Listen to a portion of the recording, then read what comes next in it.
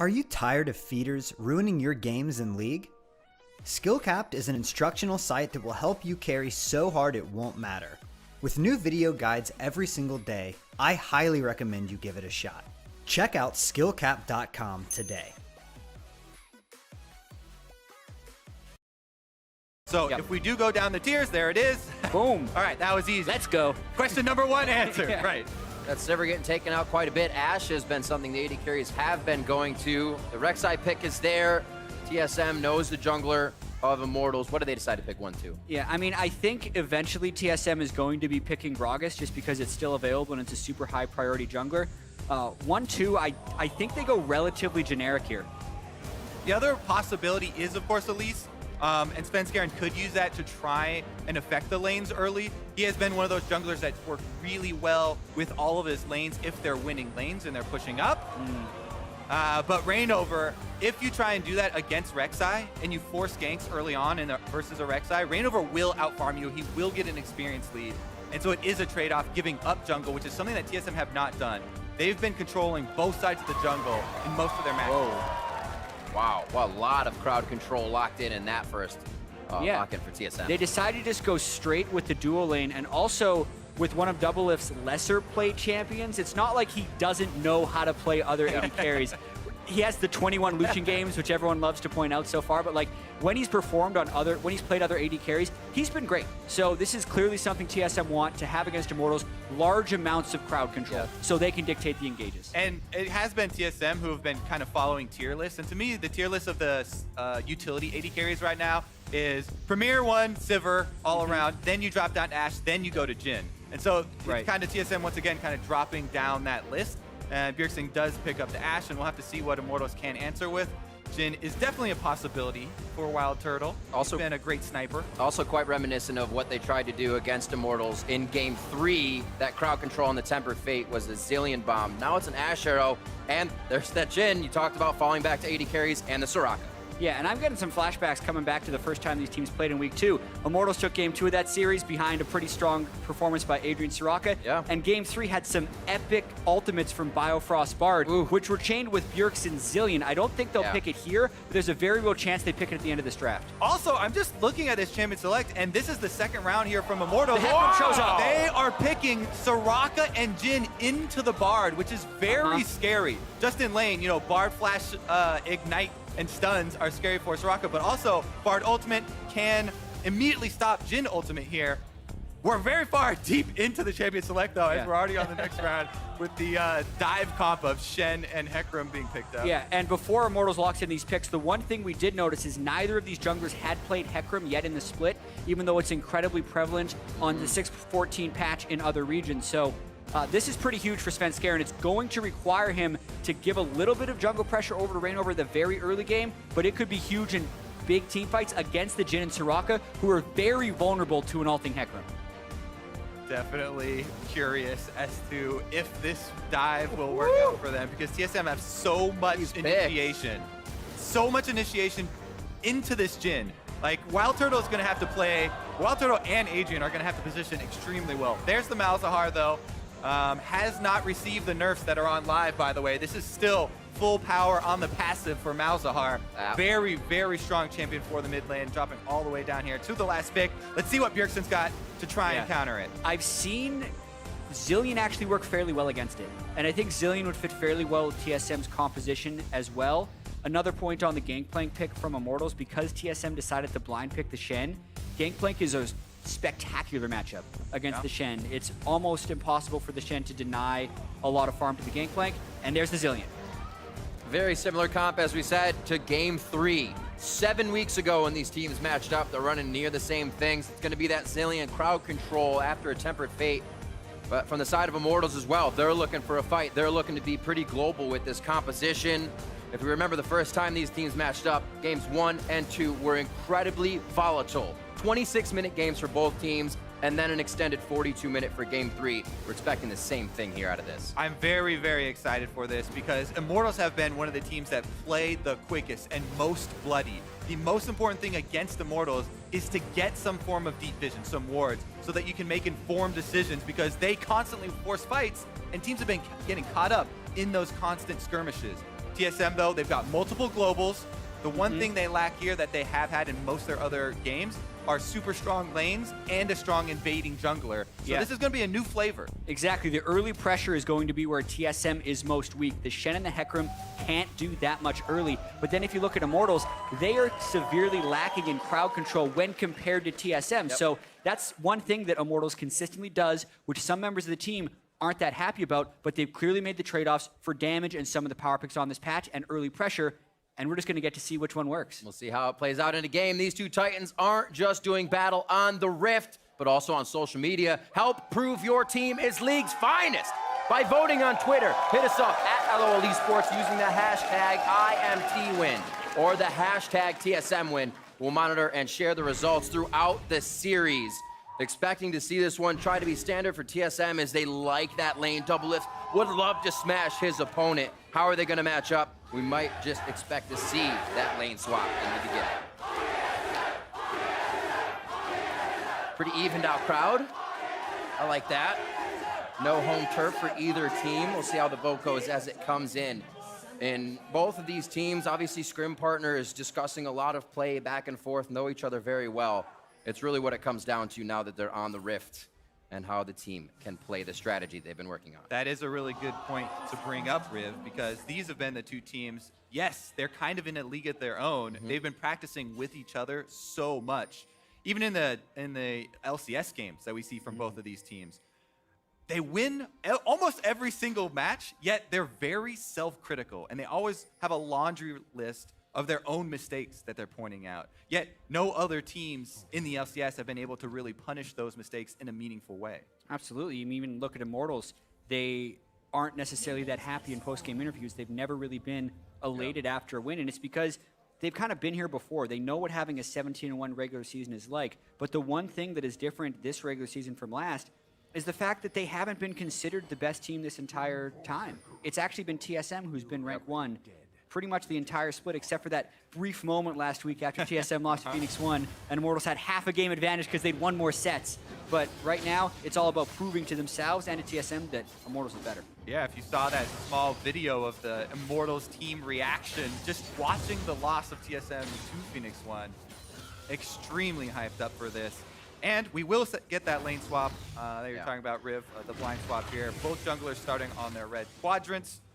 By the way, I highly recommend, if you are doing the Hecarim jungle, even though it has been nerfed on live. Oh, never mind, there's some action. That's a little tricky. That's an early exhaust. Hey! Whoa! Dodging out some stars. Haunter almost sees a few himself. So, see, he gets out. Usually Haunter's the guy trying to soak up a few XP and hide on the outside, not get right into it. Yeah, but a lot of times against a Soraka in a lane swap, you don't really respect the Soraka's ability to punish you. He just got a little bit too much damage take from Wild Turtle and greeted a little bit too much for the CS. Ultimately, I don't think it's going to matter that much. He didn't die. He did have to burn his flash, but he got an exhaust, so it's a 1-for-1 summoner trade in that sense, since both top laners were going to teleport anyways. Yeah, not a lot of respect for Soraka. Jhin, definitely one of the AD carries in the early stages of the game that you have to respect the most. I mean, especially when you're paired with something like Braum, then the kill pressure is more threatening, but you really have to respect those minions. Yeah, I mean, people get excited for people just getting low health in tower swaps because there's no champions here to influence. Wild Turtle feels very comfortable not having to sweat. And by the way, both of them with the very standard openings for the lane swaps that we've seen here in North America, where the top laner comes, teleports in on that minion, able to push down the turret a lot quicker. Only difference is that flash that we did see blown from Haunter probably won't have to have a vulnerable lane for quite a while, though. Should be fine. Oh, they actually did not give full gold to Huni, and Haunter will get the full solo gold. Svenskeren is trying to leech some of this experience, I think, because Immortals got so low and they were assuming Wild Turtle was going back in base. You can definitely tell these teams have done their fair share of lane swapping, so everyone's trying to take shortcuts to be as efficient as possible and leech as much experience as they can. Looks like Rainover may get an upper hand on the jungle here for just a little bit, being able to push out Svenskeren, as you said, prepping out a few waves that double lift will now start to clean up. And things now start to pan out a little bit after the turrets fall. After, I should say, the bottom turret falls for TSM and the top for Immortals. Yeah, so far, actually, I don't think this is bad for TSM, Basically, I think they would have gotten into some trouble if Svenskeren was going to have to really compete with Reignover thus far, but it's been a pretty farmed opening. Svenskeren's been able to go back and get the Hunter's Potion, which is really critical on Hecarim since he is fairly spammy in the jungle. And as long as he's staying close with Reignover, it's not a big deal yet. Yeah, unless you are standard lanes and you get a super early first blood on Hecarim, you definitely Did he? do need the extra mana. Yeah, it's still in there. He got it on the edge. Good job, Pobelter. Using those warding mechanics, you know, if you click your ward and then hover over the brush, your mouser will turn green, letting you know just the edge of the brush so you can get maximum vision out. Those are the intense mechanical plays during lane swap that we gotta keep track of.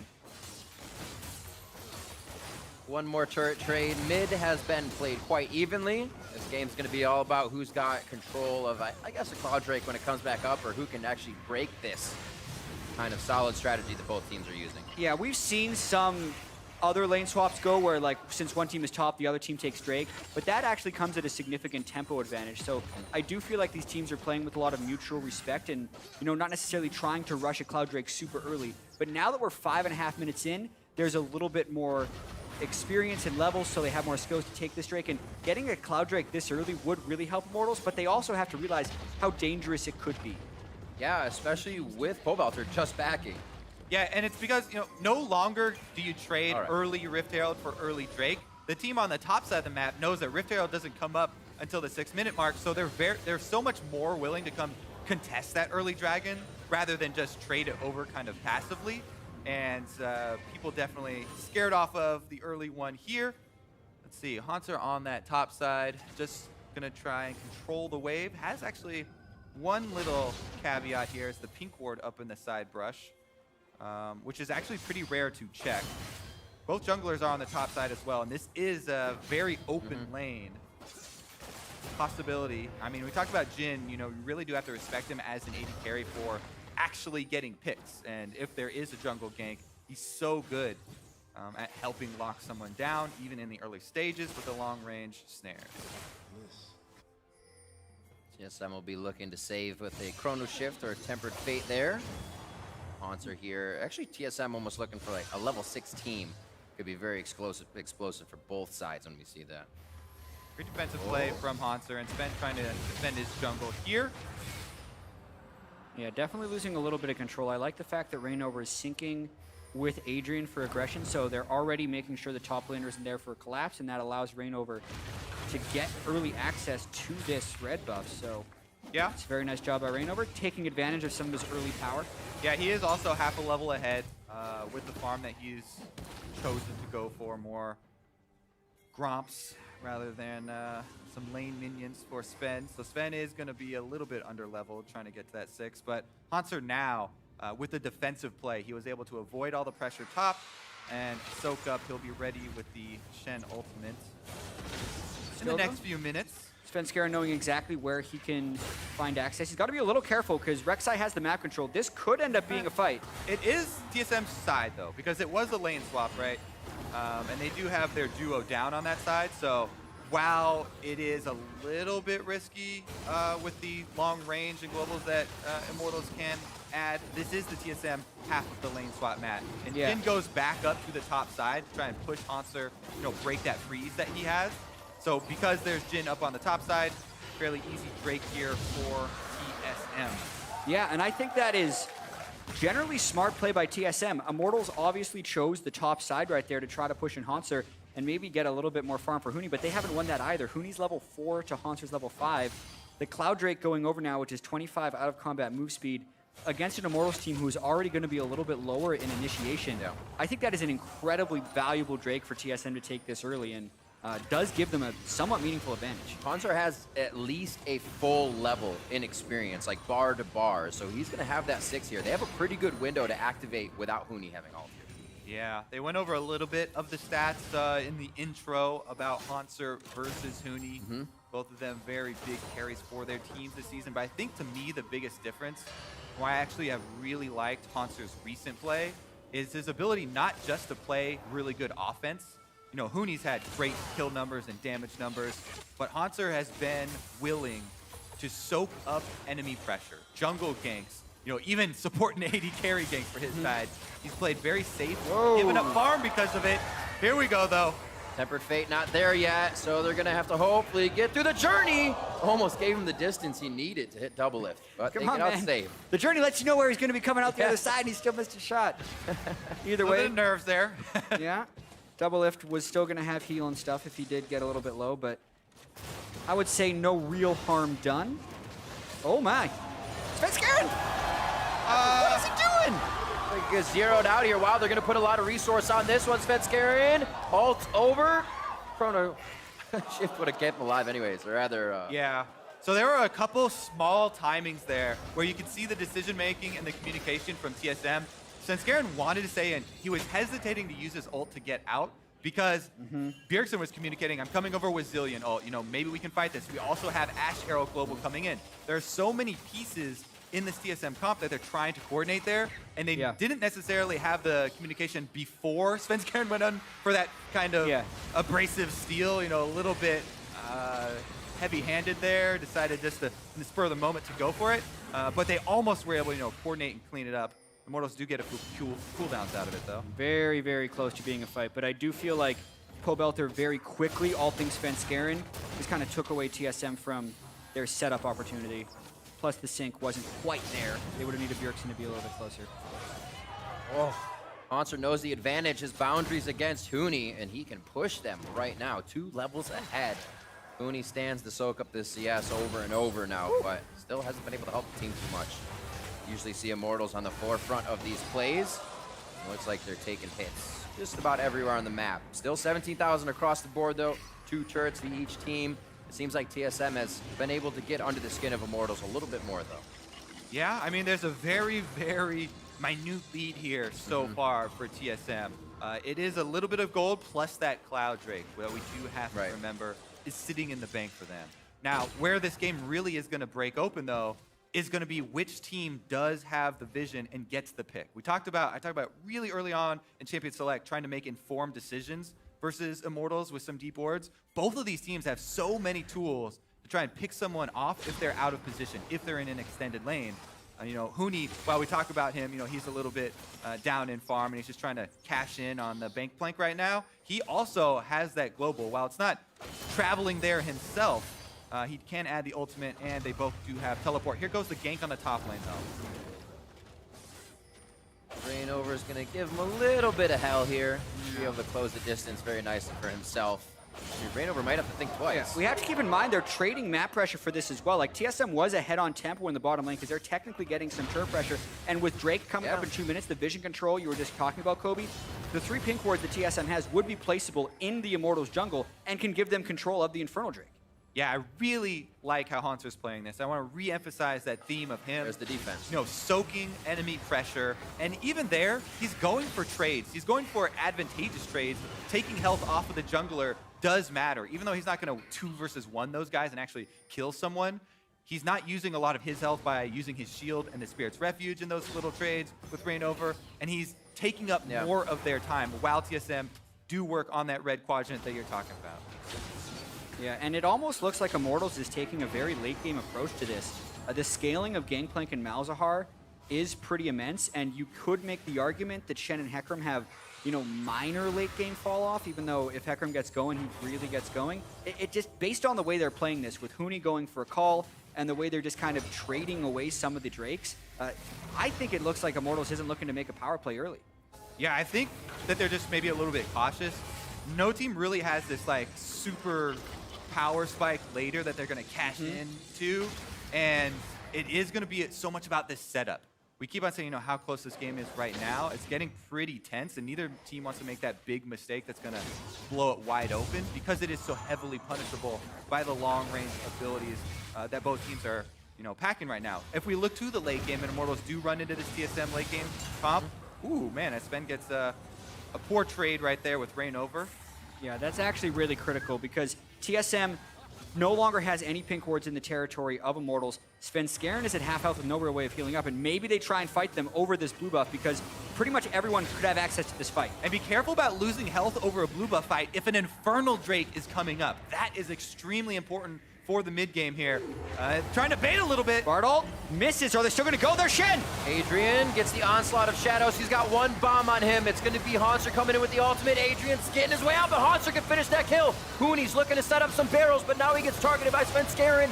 Double lift over the wall with Ash. Nobody has fallen yet. They're getting out. Svenskeren dodges just to the right, and everybody lives. Bazillion and the Soraka saves right there. Oh, they're not done, actually. It's because the Infernal Drake is still there, but no one has the resources of it. So it's a battle between, you don't want to recall too early, but you also don't want to stick around too long so the other team can heal up. Immortals is sticking around for the blue buff, maybe more. Oh, everybody's going to head right back out onto the field because of that. There is also a big TSM wave pushing top. You always got to keep track of the side waves when you're playing Immortals. Immortals will constantly force these skirmishes and try and hope that you get caught up in the aggression and lose track of those minion waves. We say that, but against every other team, it's Immortals wave that's pushing in. Here, it's Immortals that has to catch the wave. When the top laners teleported into that fight, Hanser was 2 levels above Hooney and brought more power to that fight. So both these teams are spectacular early game and great at wave manipulation. In this particular case, it was the top wave that was actually in favor of TSM, and that could potentially give him the Drake. Now, a big difference in that fight with the next fight is that the dives... Uh-oh, never mind. Rainover's coming. Hooney would have no way of joining this fight, whereas Hanser still has teleport. Yeah, Cannon Barrage is still down. Hooney's teleport is down. He's starting to walk over here. There it is. TP from Hanser. So TSM would have to rush the Drake right now and then dare Immortals to 4v5. Rainover would then have to try to steal. It would be incredibly risky for Immortals to do so. Good zoning there from Bjergsen, but Rainover goes inside. The Drake resets. Oh, crushed in the face, takes an arrow to the kisser. And it looks like he's going to be able to get out tanky enough to survive, but tanky enough to fight is the question. They're Not for low. the Dragon. Biofrost falls. It may be a 1-for-1. Oh, that's going to be Chrono Shift bringing him back up. TSM maybe cannot afford to help Hanser here. He breaks enough distance, and Rainover actually stayed alive. Oh, they miss Pobelter. The onslaught goes in as well. They miss a few, but still feel like they can get the advantage. And Bjergsen's hooking her on the outside, off on the wing, as they just yo-yo back and forth in this fight. There are so many skill shots that TSM is trying to dodge here. They kill the barrel, they go back at Hooney. Double taunt right on a turtle. A few more hits. There's the heal from Adrian. Turtle's on the outside now, getting the DPS delivered. And nobody wants the package on TSM. They all back up. Hooney looking for a good barrel placement, but he's all out of powder, and they can't do anything. The grenade bounces across, and they can't decide whether they want in or whether they want out. So TSM is going to decide for him. A double kill for Double Lift. He's looking for a triple with the team to set it up. One bomb. Bjergsen doesn't have the mana. Svenskeren charges forward, and the auto attack comes through from Bjergsen.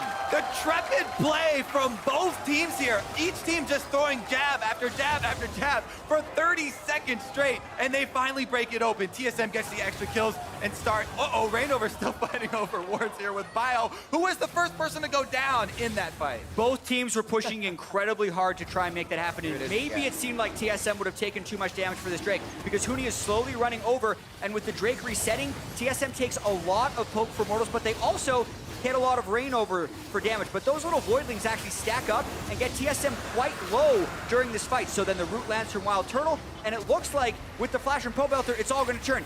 That's when the patience of Bjergsen kicks in with the Chrono Shift onto Shen, and it delays. That's really all they were trying to do as the poke was flying back and forth. And watch the Wild Turtle shots. He's going for Bjergsen over on the other side, and everyone gets out of the Jhin ultimate in time. So Double F, who is extremely low, gets to live and didn't have to blow his heal. He saves it for the Gangplank ultimate. Yeah, every Jhin shot, all the barrows that would go down, so many jukes going on there. Bjergsen's low. Tries to turn back time on this one. Oh, Can he nice time that? Equinox right on. The Temper Fate as well coming through. Bjergsen walks out of that one. A few ultimates used, though. They might lose pressure here in mid. Yep, a lot of cooldowns burned here. This is, again, Double Lift pushing a side lane. This is one of those things that people have been talking about for a long time during the season that some other team might be able to punish, but TSM have not been punished for it so far in the North American LCS. Immortals are trying to take a turret for it, though. Rainover got turret aggro, and we have to remember, even though Immortals does have the Malzahar and the Jhin to initiate, both of their ultimates were down right there, and the level of initiation on Immortals is not the same as TSM. So when TSM has 3 people defending the mid turret, it's much harder for Immortals to punish, and TSM holds that while still getting the wave pressure. It's one of the things I love about it. It's always good to see a good turret dive, but when you have teams that are this far ahead in macro and moving around the map, you get those huge fights at Dragon. Because nobody dies otherwise. They move well, they ward well, we get those big Dragon fights. And that's where we're going to see TSM possibly continue to catapult.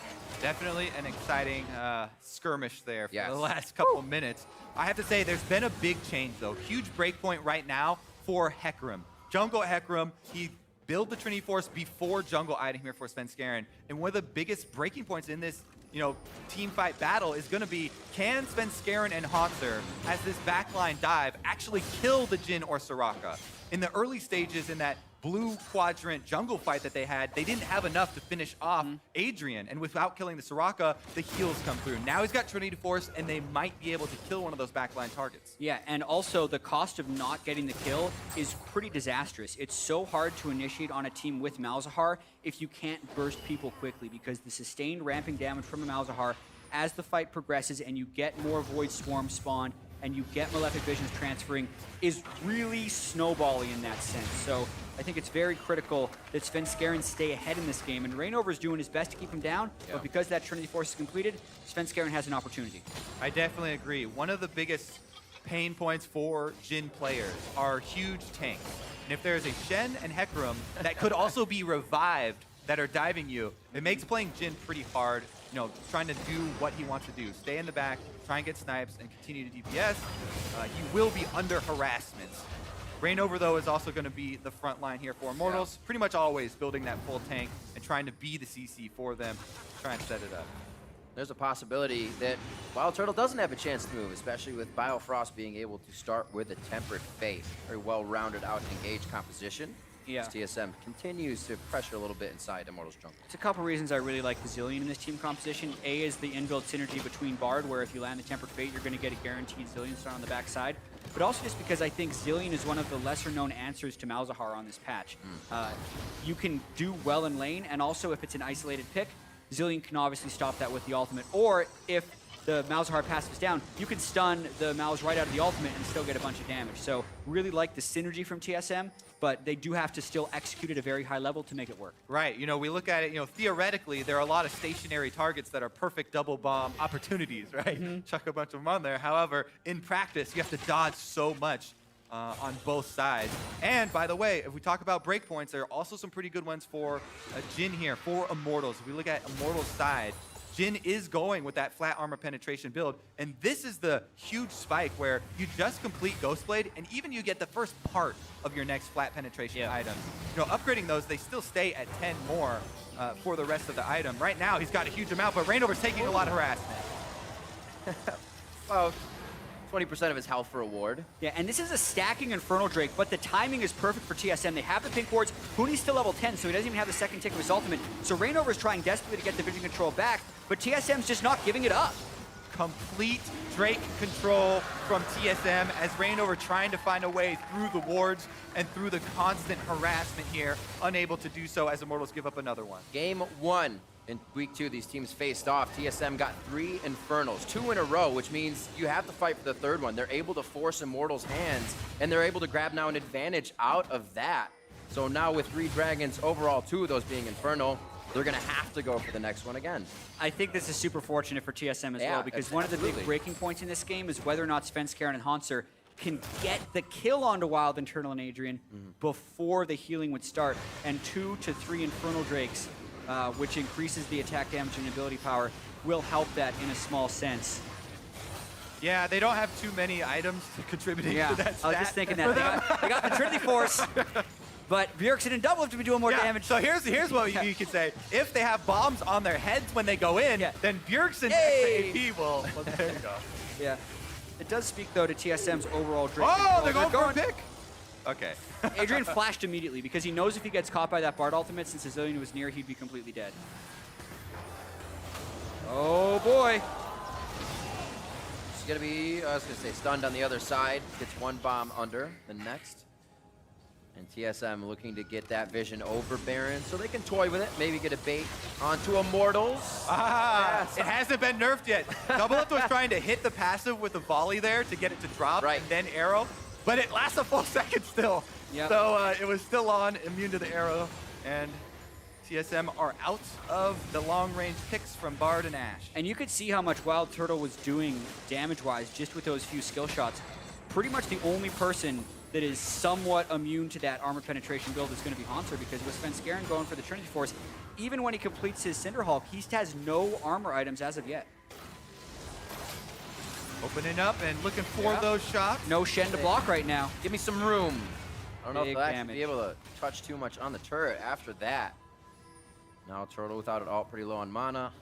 To deliver his last bullet. Sitting right now about 1,300 gold behind Doublelift. Having a very reminiscent game to the first time they faced Immortals. Doublelift with early kills and able to help start a lot of these fights and be behind it with the DPS. Yeah, TSM now trying to use the pressure that they do have with the minion waves, which, you know, they've had a decent amount of control over both side waves. It's just that Immortals have been putting a lot of wards down on the middle side of the map. So every time TSM do get control, they have to switch over and rotate back to the mid lane to try and clear out all this Immortals vision. Now that they've done their dirty work here, their chores of trying to clean that up, now they can try and pressure, focus on this mid lane turret, and we may get a collapse. Yeah. With Wild Turtle top, though, you'd think TSM would be looking for the initiation. Good Gangplank ultimate to zone them off. Yeah, wave clear there with the ultimate. Rainover also hovering around. Doesn't actually see the pink ward because he's underground right now. So not going to be alerted to that or try and clear it out. Wild Turtle heading from base now with the completed Dustblade. So he also has that extra potential for a kill on someone. He does get the auto with missing health. It's nice for him. He's been forced to fight pretty much an item down here as he's finishing that. Quick level up for Svenskeren as Rainover. Once again, he's been quite far forward for these engages. It takes a while to see the team come on the screen. Trying to get Biofrost. Back over, gets a flash out. Svenskeren and Biofrost very far out to the right, and that hit on Svenskeren could make the chase go further. Immortals are winning in health right now, so they've chased TSM off of the battlefield. Problem for them is that there's no Drake up, which would be really easy to take, and they're trying to siege here. Bjergsen and Doublelift working on the wave clear. They still have a catch from Pobelter that could be utilized, but maybe they catch Rainover. Locked down under the turret, but he still tanks it up, even though it heats up. There's the lockdown on a Bjergsen. Chrono shifted. Svenskeren deters the back line of the fight with an onslaught of shadows, and that scatters Immortals. They don't want it anymore. The communication has been just completely knocked out, and now they regroup. Re-look at the fight. Temper Fate misses. And Immortals still turning around to look for the attacks. These are being decided by such slim margins. Adrian's out of mana. Pobelter's low on mana, but they want the turret. I love the trade of cooldowns here, too. Oh, He flashed! They got him! He killed Doublelift!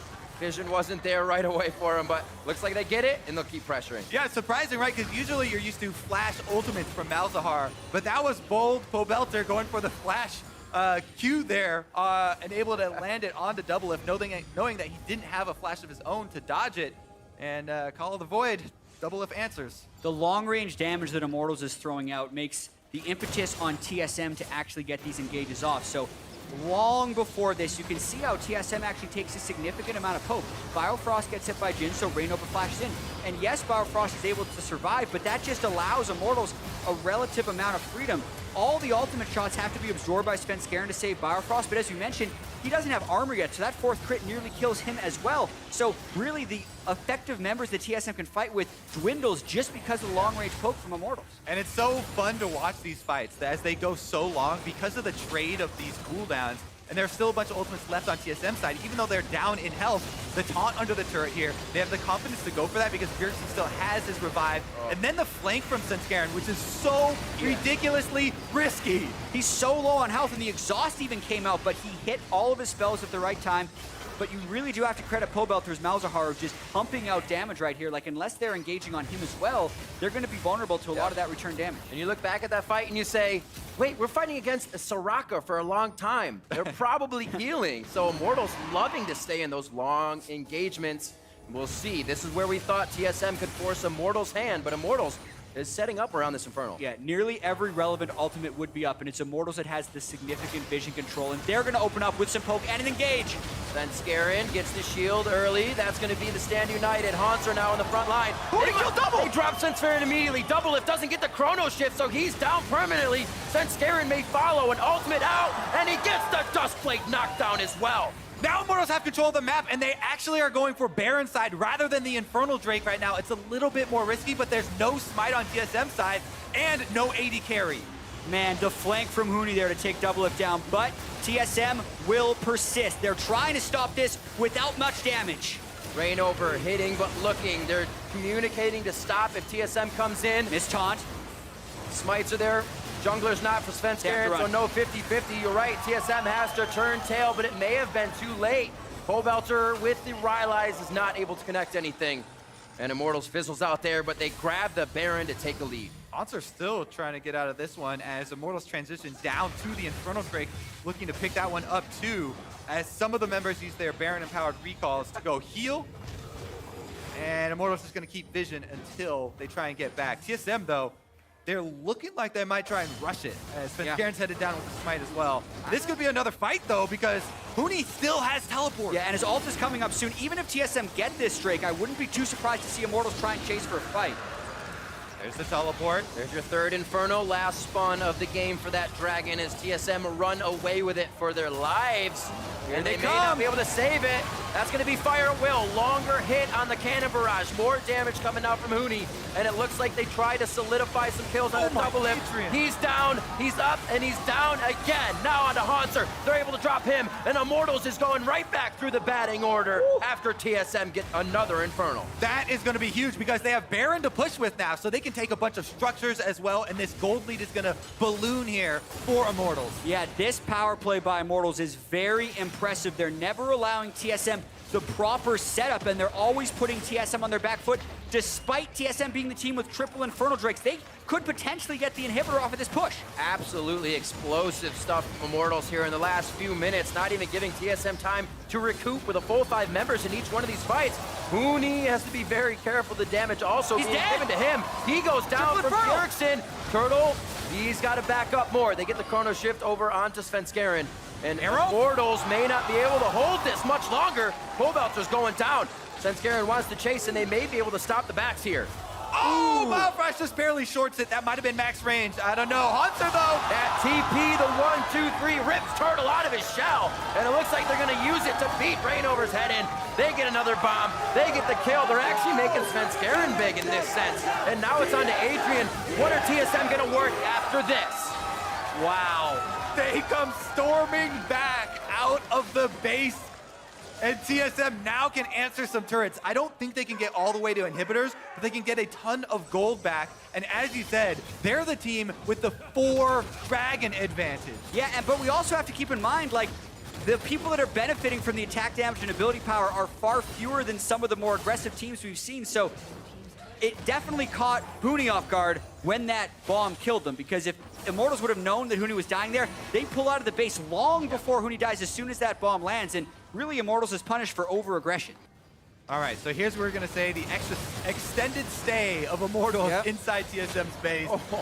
Yeah, and they're like, oh man, we have to run, but Svenskeren is all about it, goes right for Wild Turtle, the Zillion ultimate is true, and then the Ashe ult comes through and catches Pobelter. That's really the breaking point for the ace, but it just keeps going, guys.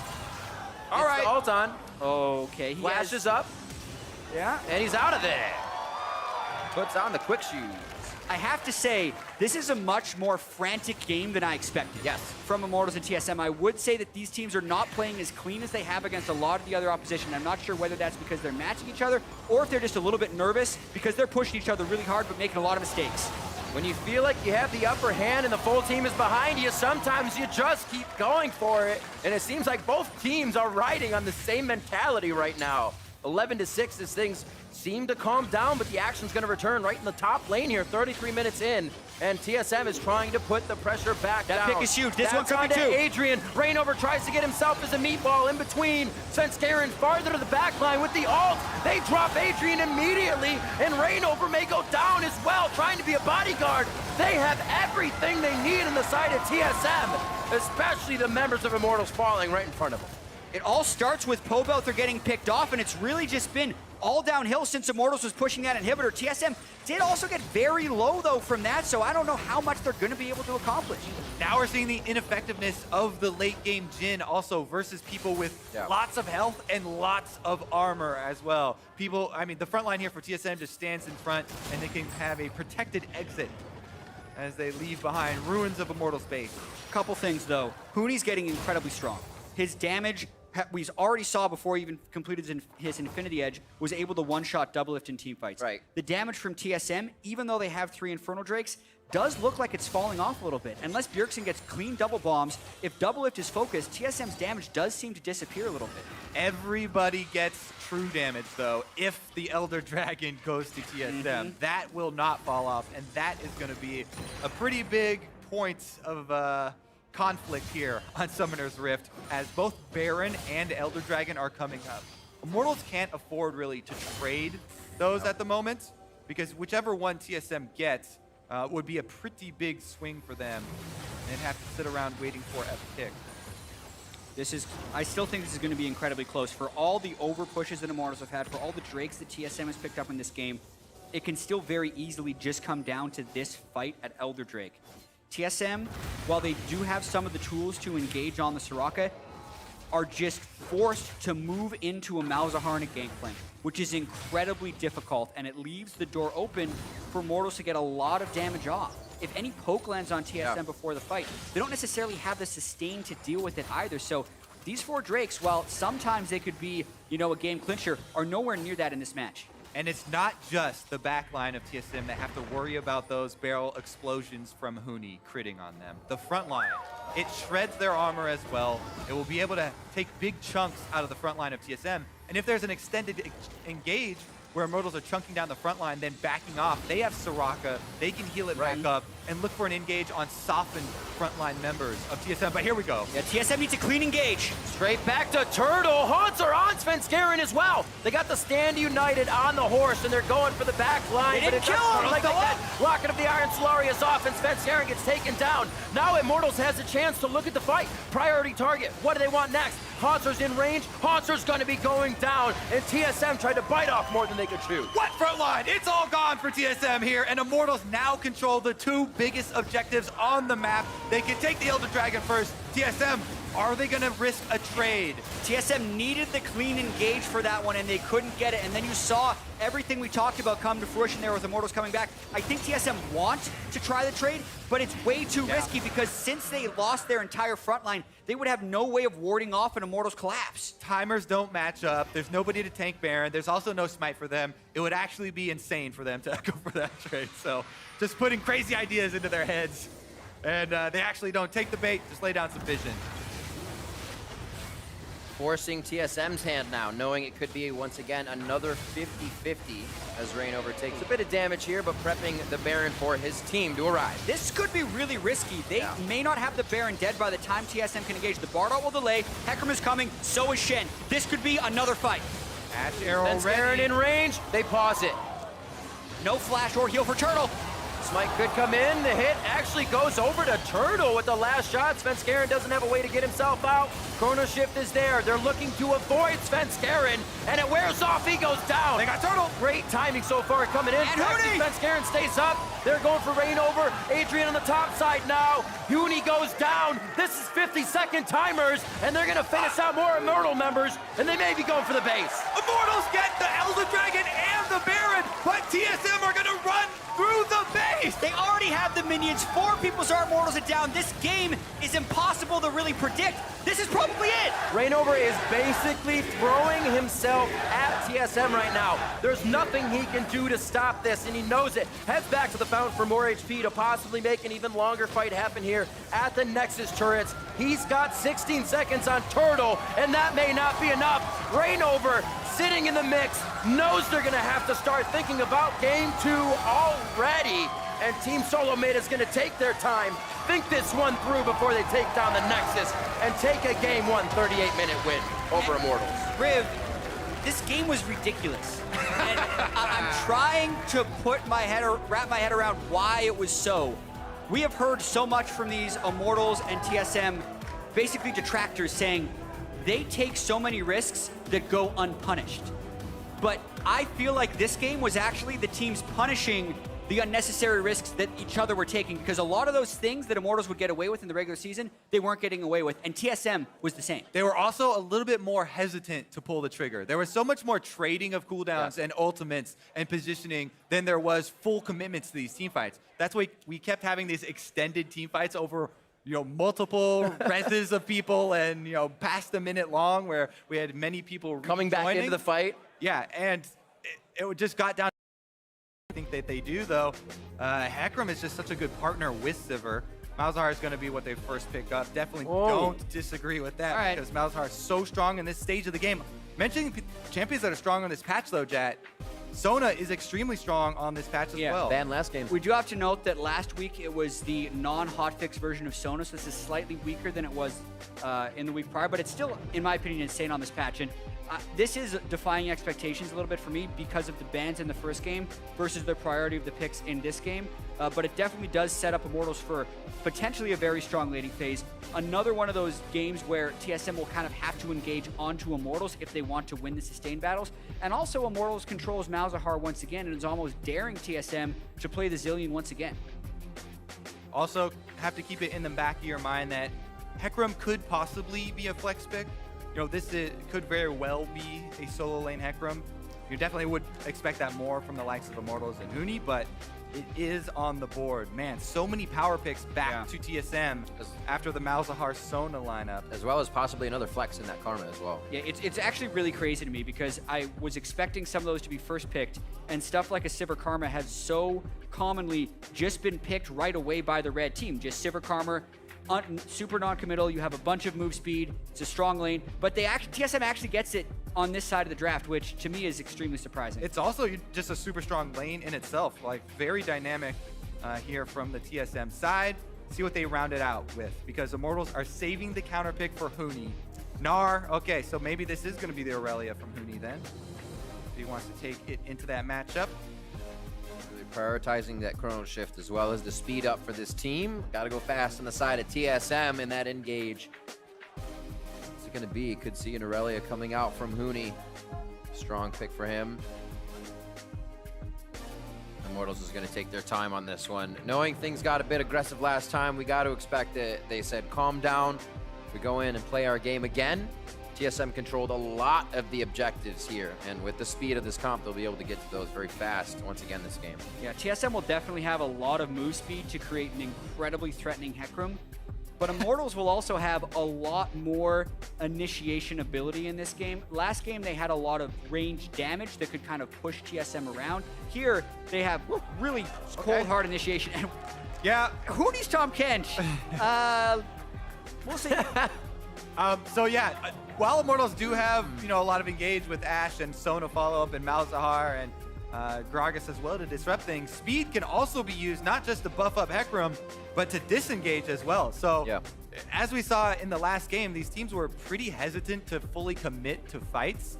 And maybe in the early stages, we'll probably see that again. And TSM definitely have the options with Zillion, Sivir, and Karma all on the same team to go incredibly fast. Yeah, it's a speed team, and I don't necessarily see where the Tom Kench comes in to be a Gnar counter. The draft, to me, is a little bit perplexing from Immortals. Like, they definitely have some power picks. I think their bottom lane is actually going to be super strong, the amount of poke that the Sona and the Ashe have. But just seeing Huni on Tom Kench is really weird, because even when he plays tank champions, he kind of puts a damage flavor to it. Yeah.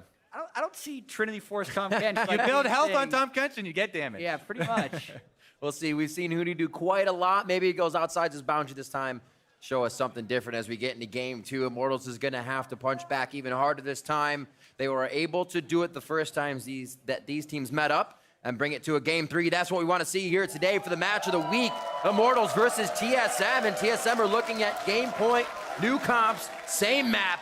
Beautiful action coming at us in just a few seconds, and it's going to be just as good. TSM now on the blue side, Immortals on the red. We're on the Rift, and we're into game 2.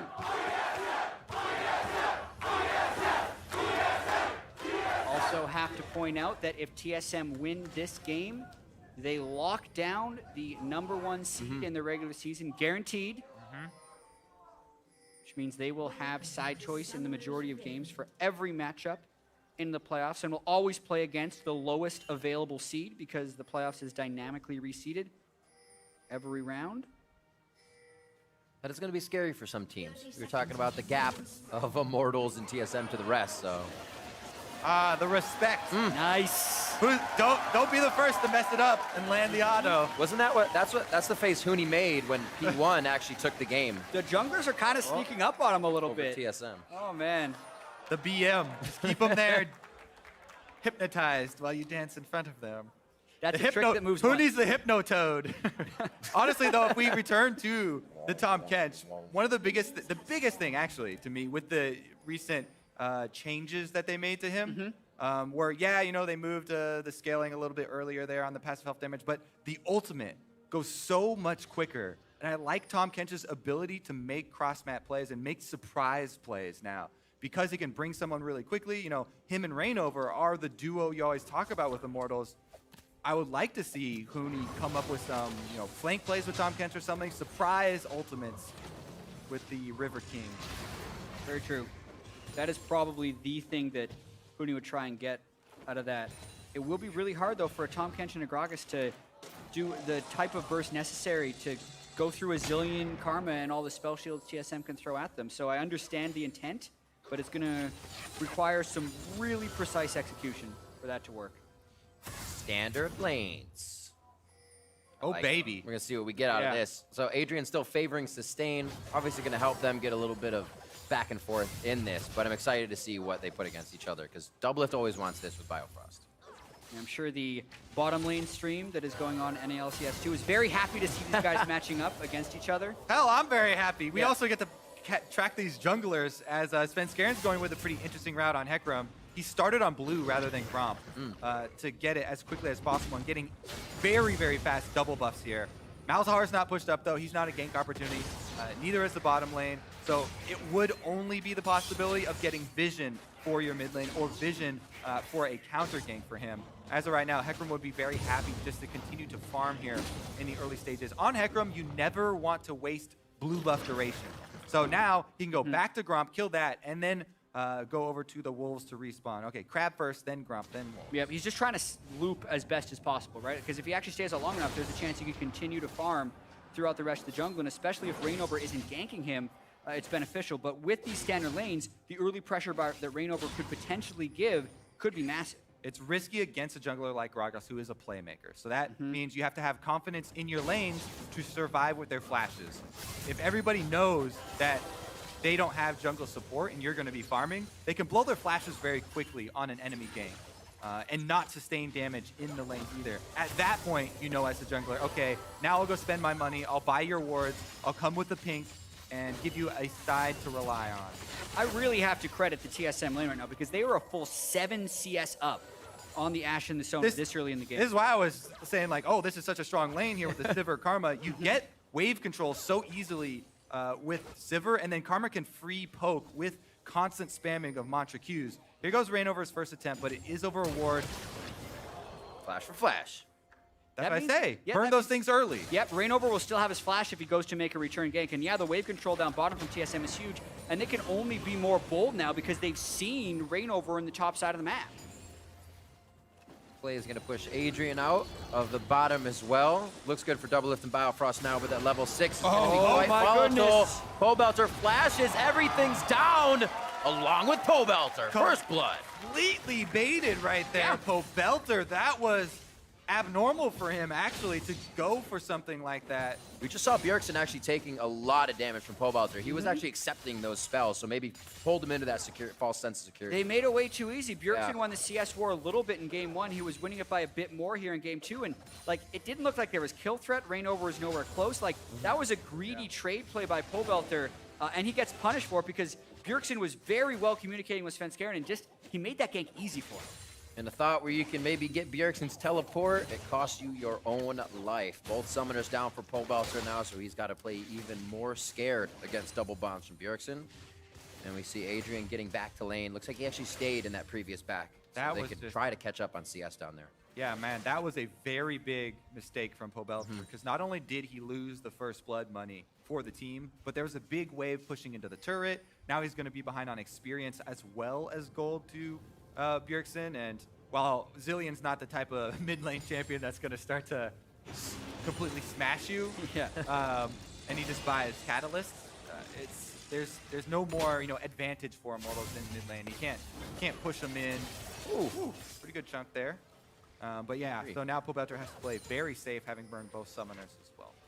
Yeah, and because of this, like, even though Immortals is the team with the jungler who has more early game presence, they're getting pushed in all lanes, and Reignover hasn't been able to help. And Svenskeren was the one to get the first blood. Like, this is actually a pretty dire situation for Immortals this early on, and I think they're going to have to make some relatively proactive decisions fairly soon to prevent this series from just being a quick 2-0 for TSM. Definitely a good point to bring up because first blood on Hecarim feels so good. You get your Trinity Force even like a minute earlier. It's insane. You actually can just take over the whole game. Hooney's in trouble. He has no flash. Very nice hop ultimate there. Oh, Pretty much throws it back. This was Pobelter going down now to the top lane as they go ring around the Rosie, and it's going to be Hooney that goes down.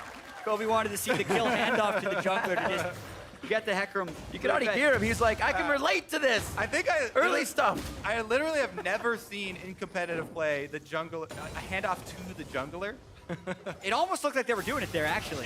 It was close, but yeah, Haunter, they do want him to have the one-on-one advantage. He already has it over Hooney, and now it's just going to become more difficult for Hooney, even to CS now, because Nara is so oppressive. Yeah, and both of those ganks actually just came out of over-aggression from Hooney and Pobelter. I really wonder what the carryover effect of the end of that last game has, because Immortals may think that they threw that game at Baron, and that could be tilting them a little bit mentally, because those two solo lane plays are very uncharacteristic for Immortals. They didn't have the proper pressure to punish a jungler gank at the right time. There was no counter ganking going on. Reignover wasn't counter jungling and setting up a dive elsewhere. They were really just unnecessary, unforced errors that TSM was able to capitalize on, and that gives a very early 1,800 goal lead for TSM. And I feel like that's Immortals kind of following a precedence they set for themselves. They're usually able to win each fight. You look back to tense moments, and Hooney's teleporting into some pretty odd positions. The team has to scramble to get to that. Usually they can win them. Against TSM, those kind of plays fizzle out a little bit. So Reignover here, by the way, the reason he's doing this, they had... Wow. Just out of range.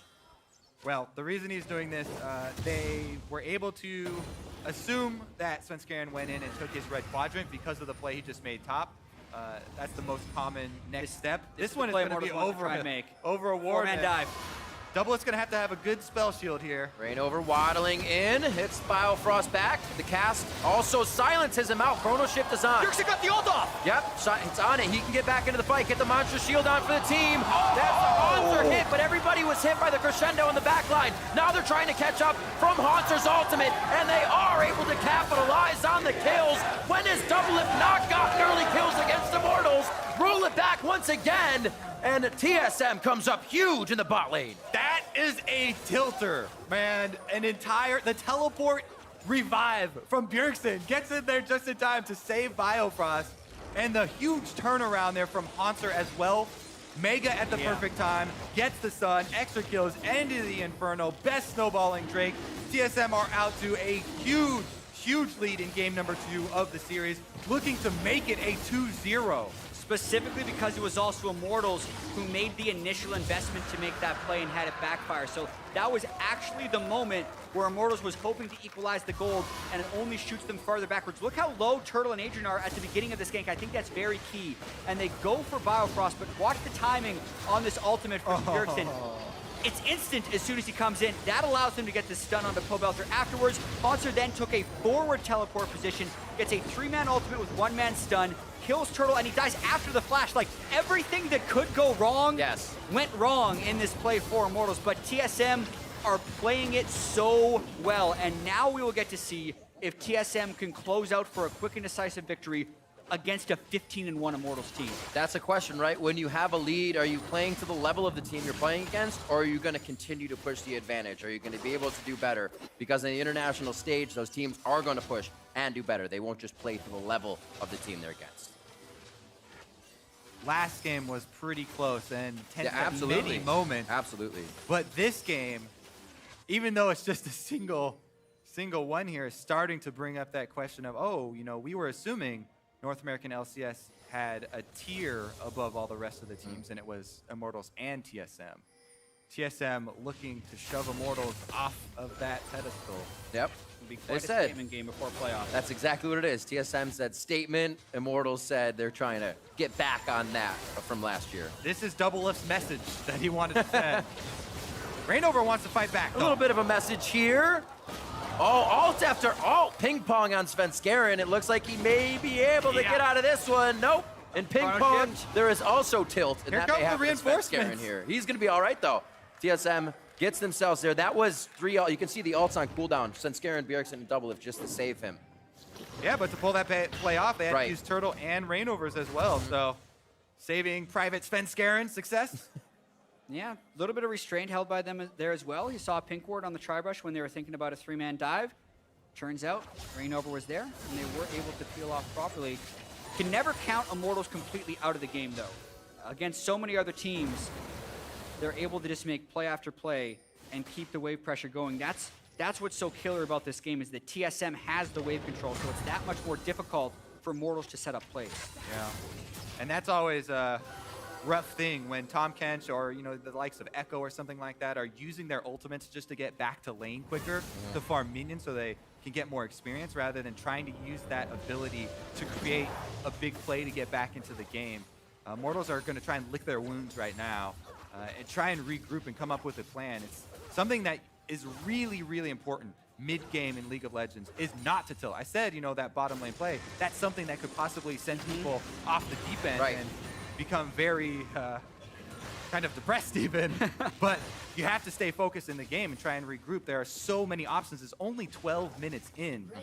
And you have to stay positive and look for the openings to try and get back. Yes, it's going to be difficult, but that's what you have to look for. I see a ward. He also sees a problem now that'll slow Svenskeren. They don't have too good of warding around here, so they're just running in power and numbers, knowing Reignover might have to pop an ult, and he does. So little things always playing in the favor of TSM here. Now Reignover has to wait. The team really wants an engage, and you may just lose a buff for it. Quite an aggressive move here by Svenskeren, though, but with the dual lane showing of Immortals, it becomes a little bit less risky. Doesn't have smite, but Yeah, it's a super bad feeling as a jungler when the game gets to the point where you have no lane control. You can see why TSM are free to do that. Haunter's shoving Huni in. Mid lane, TSM, Bjergsen was able to shove Pobelter in as they well. actually want to dive. So it was free. That's Reignover over the wall. Chrono shift, so that means Haunter's going to come up nice and fat for this fight. It actually is going to be Huni going down, trading back and forth. Bjergsen gets out. Still quite Flash messy arrow's on the both way. If sides. that So hits. is Pobelter. Oh, the flash is there. Haunter can still get a quick jump out of this one as he's silenced right off the bat. That's going to be Haunter going down. And they go 1 for 2 in this. Adrian Chu, he's all the way from base. I don't know if you have the deeps for this, but he's going to hold him in Team place. fight. That's the slow. Bjergsen used Chrono shift. That's why you have to Oh. stay focused mid-game. extended Even when run. things are going poorly, they are able to make some semblance of a recovery here for Immortals to get a couple of kills, and Turtle trying tower defense here. Yeah, I think he's going to be able to do it. The bottom lane second tier turret is safe, the mid lane turret is safe, and then Immortals walks out of this with 3 kills. The 4,000 gold lead is shaved by about 1,000 right there, and it's not going to bring them back in the game, but it's definitely a start, and the counter to what TSM was trying to do to just basically end the game was right here. Yeah, coming back into a game like this is a step-by-step process. One step in front of the other.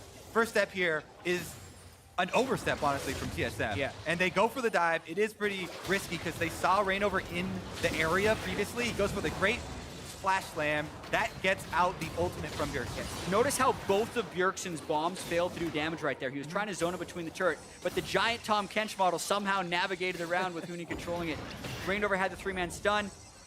Burning the flash there is also something that pushed Haunter upwards towards Pobelter, and then with Adrian coming plus to the bottom with the flash being down, Bjergsen had no escape. Enables this one here, comes in to hold him in place. First stop the recall. And Reignover's gonna go finish up this dive, as you know.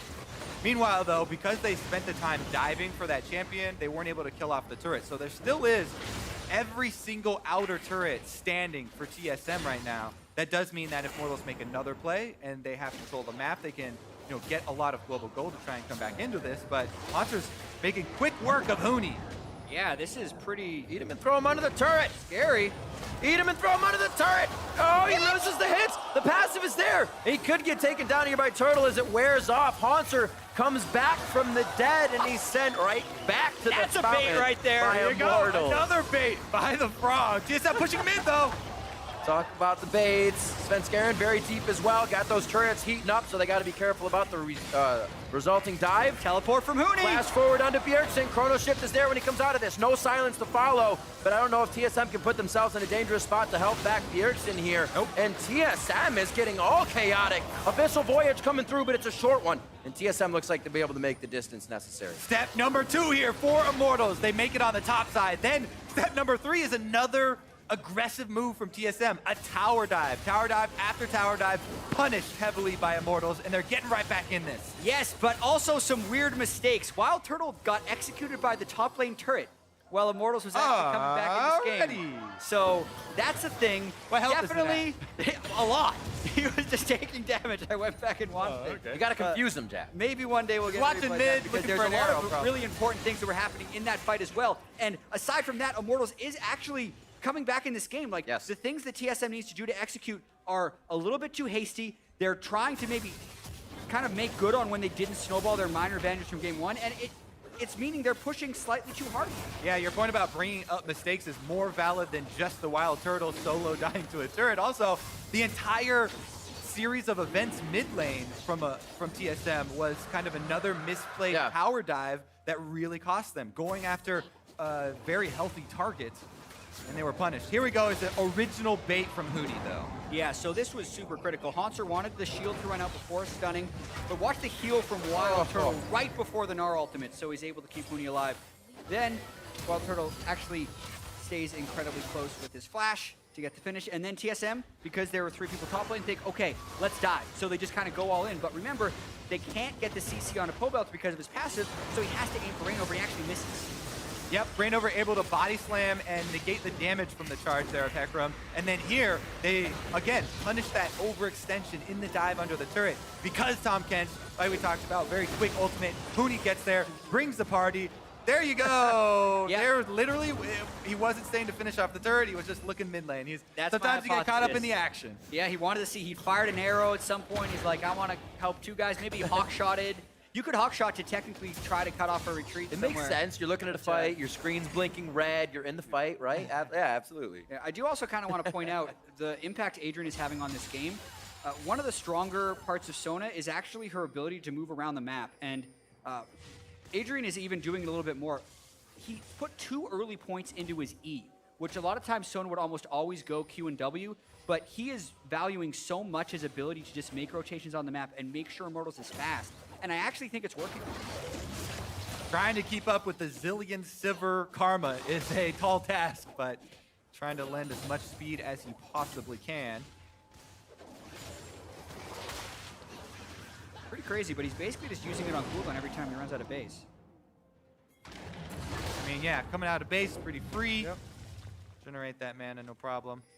All right, let's see. What's the next move here for Immortals? Because now they've been able to close that once large lead that TSM had in the early game, at least as far as the gold is concerned, chopped it back down. So now they're within the range where they can take fights again on even footing. Yeah. Yes, TSM still have these Drakes, but the Drakes aren't going to mean a tremendous amount as far as the fights that they do look for. It's much more about the setup here, and TSM are making a strong push, calling Svenskeren up to try and take the turret as well. Yeah, maybe TSM pushes for another bit of a dive, but the ward coverage is actually pretty great for Immortals. I'm incredibly impressed with their composure from within this game, especially with the way game 1 ended and the way this game began.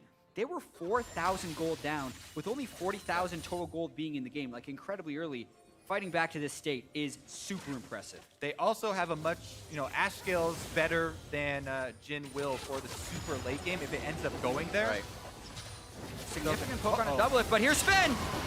to Turtle, pushes him back in range. They get the tether onto Rainover, and now Turtle. Svenskeren has to take longer time under the turret. Chrono shift onto him, and he doesn't go down. Now it's onto Bjergsen. The DPS of Bjergsen, a double lift, perfectly placed on the black line as the tanks dive, and they come out of that one practically unscathed. Those zillion dives, man. The revival actually almost timed out on Svenskeren. It was a little bit risky there, but he still had the turret on him. They get the extra kills. They get that top turret that they just called everyone up for. And there's some more gold in the pot.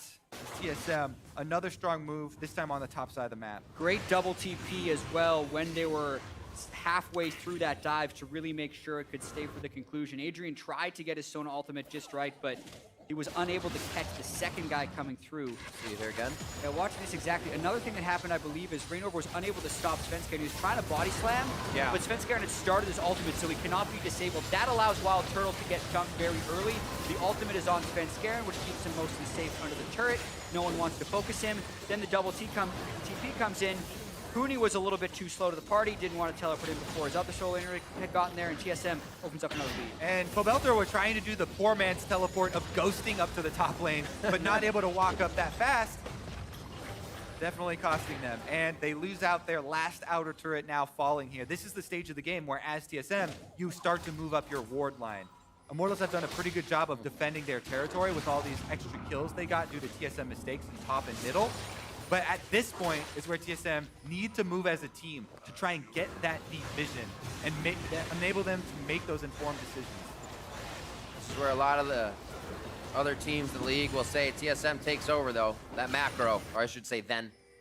21 minutes in, they have a little bit of a lead. We see double lift again, most of that towards him. 2 games in a row now. Now a different AD carry, and TSM is going to slowly work these objectives again, try to force the hand of Immortals. It seems to put them in a world of chaos when they're not the ones to be starting these fights and don't have the time to teleport in. The Wild Turtle's still really far behind, right? Like, that's a QSS and a static shift is completed on double lift, and Wild Turtle still just has the Essence Reaver. Speed! Yeah, so when they think about doing these ganks, like, they're not willing to super commit because they know it's even going to be a close 2v3, but Svenskeren. All right, Huni could have a cheeky flash here. Let's see how he uses it. The big wall, it's a thick one. Can you make it over? But if he could, he would still die. This is true. This is true. He holds it, knows he's going down. He thought about, yes, I could, but should I? No, I should not. So he just goes down, accepts his fate, and Immortals rotate their failed gank down bottom up to the mid lane. So even though Immortals, they did show and they tried to gank the super speed lane, they do get a turret for themselves. TSM don't want to let him get away with it, though. Oh, a little bit of a push on Pobelter. Didn't allow the kill to be locked down. It only takes a little bit longer than expected, and they continue to move. That was Svenskeren all once again on cooldown from him on this Hecarim so far. Every time he has it. Also right when the Drake respawns, so TSM now going to get their 3rd unique Drake this game. Infernal, Ocean, Mountain will be the 3 that spawn for this game. And then also trying to push mid at the same time. Really taking a lot of edges. Rainover separated from the team. Adrian really doesn't have the mana to help too much. He could crescendo, but then they don't have it for a resulting dive. Dragon, players are being lost. And Bjergsen looks like he wishes he could turn back time. But Turtle says, no way. A little bit of fight left in Immortals for sure. Still 5,000 gold, but not a meaningless pick by any means. Onto Bjergsen. Nice combo. Yeah. The Tom spit into the Ash Arrow. Yeah. No chance there. But you're wondering, what's better than Chompers? Oh, Ash Arrow will do. That's perfect. So we're 13-7, 24 minutes in. TSM with much more of a lead, controlling this game, 5K in their pocket. And with Bjergsen coming back up, it looks like they'll clear their side of the map before we get back into pushing those wards forward again, as you were saying, Kobe. Immortals is trying to keep that pink ward lineup, but you can see it dies quickly, and they're just forced to throw out vision wards everywhere. Yeah. Right now, Immortals' #1 priority is trying to work on that defensive vision. Because, once again, they're looking for those mistakes from TSM to get back in it. That's where their steps that we were counting getting back into this game have come from. A couple of extra tower dives. Problem now is that they're losing towers. There are less towers for TSM to dive and make those mistakes on. Absolutely, and double lift is still going to be quite a scaler. It definitely feels like Huni can't split push against Hanser. Hanser's Frozen Mallet build is consistently stronger, so the options for Immortals are really just kind of make plays with Adrian Sona and Wild Turtle's Ash, who are both really far behind, so wherever they make plays, they have to have a significant numbers advantage. Yep. And with how fast TSM is, you can see why it's difficult. They really have to find almost a lucky pick. Exactly. That's why people have been prioritizing these speed picks so heavily recently. They're so good, both offensively and defensively. It lets TSM choose, and they've chosen mid lane. Oh, does it match? Spell immune, pretty hard here. That arrow is gonna hit on the back line, but it should be okay for TSM. Pretty much eat. That's gonna be 1-for-1. It's a draw on Svenskeren, and TSM is much deeper than they want to be. Do they have the goggles on for the dive? Turtle getting hits, Haunter's going hard for priority targets. The team says they cannot follow, and it's getting messy. Split decision there from TSM. Did I say there are not enough turrets left to dive? Well, there are. Oh, the double bomb. It's gonna be on Adrian, there it is, takes him down. Bjergsen reassesses the fight, says, yes, we can do this. Turns it back on to Immortals. Huni doesn't take the gate. He goes all the way around for safety. A few attacks, the slow, the bomb, and it's gonna be the kill coming in for Bjergsen onto Huni. Oh, plan. TSM come up with the ace. Man, with the lead they had coming into that one, Svenskeren goes all the way into the base. And as Immortals thinks they can turn it around, How do you make they it can't. out? Well, and then the scary point was, TSM, they were still winning the fight after Svenskeren trades 1-for-1 very close there with Pobelter. But then Haunter goes in, the backline of TSM just backed off. So Haunter goes in as Mega, and they could have definitely won that fight. But then, all right, let's take a look from the beginning here, because this is that Sven dive. He's going one way. He's on a mission. He's got a bomb on his head that's going to explode here. And that's what gets the kill right as he comes out of the stun. If Huni could have Abyssal Voyaged a fraction of a second earlier, he saves him, and this could be a very different fight. But then here, Doublelift gets such a good ricochet. Haunter sees the play. But yeah, TSM was backing up because of the zoning of Rainover and the potential damage for them. But the double bomb stun, as Wild Turtle's low in the back line, Huni can only tank so much. Rainover walked into that as Adrian picked it up, and when you pick up the bomb, you move over the explosion radius a little bit, and that was on the edge. It also tagged Rainover, so that was a little bit of a mistake there, as Immortals were trying to punish the mistake from TSM to get back into the game, ended up making a positional error of their own, and now it continues. Right back through the batting order, a cleanse to Wild Turtle. He gets his distance from Svenskeren. Chomped up onto the turret. Rainover looking for the back line of the target, but he's the only front line. And look how many TSM members are back in Immortals back line. Svenskeren goes down eventually, and these are drawn out fights, seeming to favor Immortals now. Well, Doublelift's under the turret. Ooh, that's gonna sting a little bit. Doublelift goes down as well. A Mikhail's, a cleanse, and a spell shield won't save him. And now we're going up 50 seconds on these timers. There's so many good things to pick out of these team fights.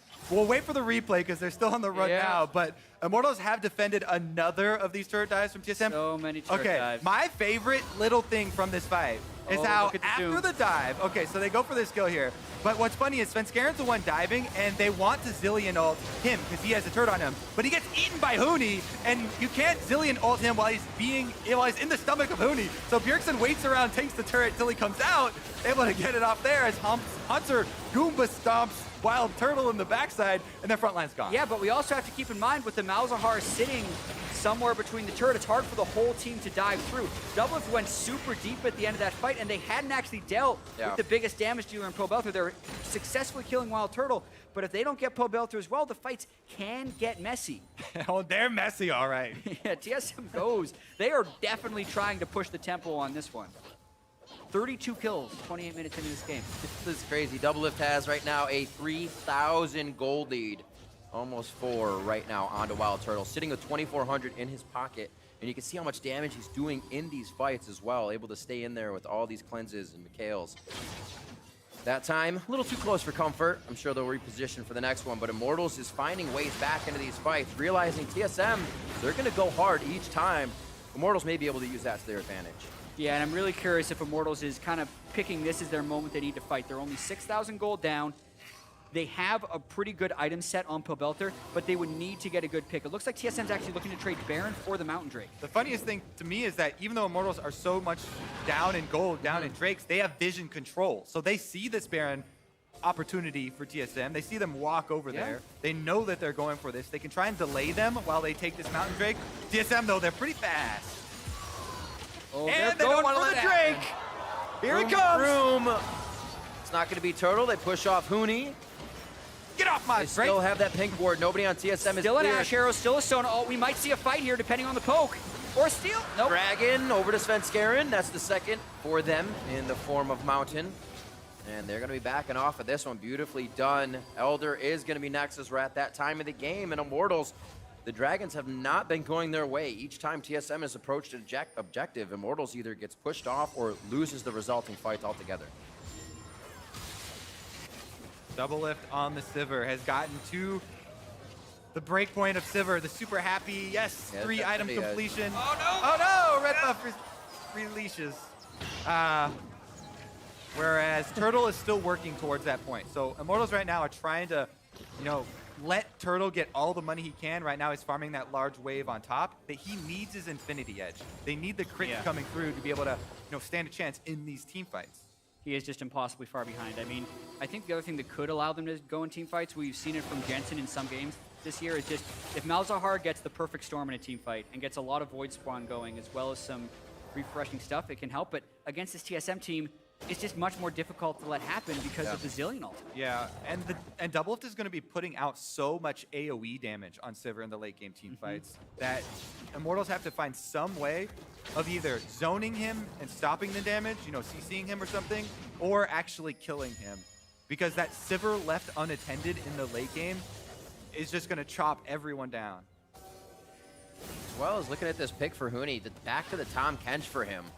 Kind of getting pushed around by Hanser. Usually Huni's the one destroying lanes, being a carry. Well, Tom Kench can always be that nuisance. We've seen him in games, cause a lot of trouble. It's not the Aurelia. It's not what we've seen him on recently. And it looks like not having that power in the top lane could also be hurting Immortals a little bit.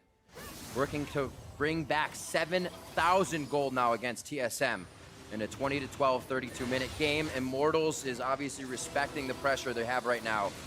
It's been under the turrets where they found success so far, so they'll see if that's where it happens again. And it is so difficult for Immortals to find Wild Turtle Farm right now. Just the move speed that they have to respect from TSM. And the fact that the outer turret, even in the bottom lane, is still up for them. Like, the map pressure just isn't there for Immortals in a way that, you know, it's been for them the entire year. Even in week 2 when they lost to TSM, they were closer than this game as far as overall map control. Yep. But a lot of this is still going to be about the cleanness of the initiations. TSM has to make sure not to overdive. They definitely have a bigger lead in this game than they did in game 1, but it can still go away as this game gets later. Engages become very conditional now Here for they go. Belter and the Ash Arrow with all these cleanses coming out. Svenskeren on the front line. Rainover looking to get that task out. Doesn't do much. They may be able to get Hanser. Chrono Shift goes down. Hanser will be coming back up. And it looks like they keep going for the fight. Hanser throws back. Huni goes down. Now it's going to be on a Wild Turtle. They try to get him. He flashes forward. That's going to be the hit. Wild Turtle's getting the ricochets now.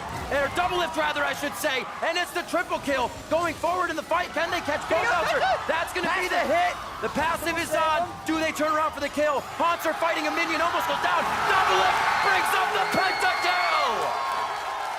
The most pentakills in LCS history for Double Lift, and also even closer to his 1,000th kill in a climactic moment to potentially 2-0 Immortals.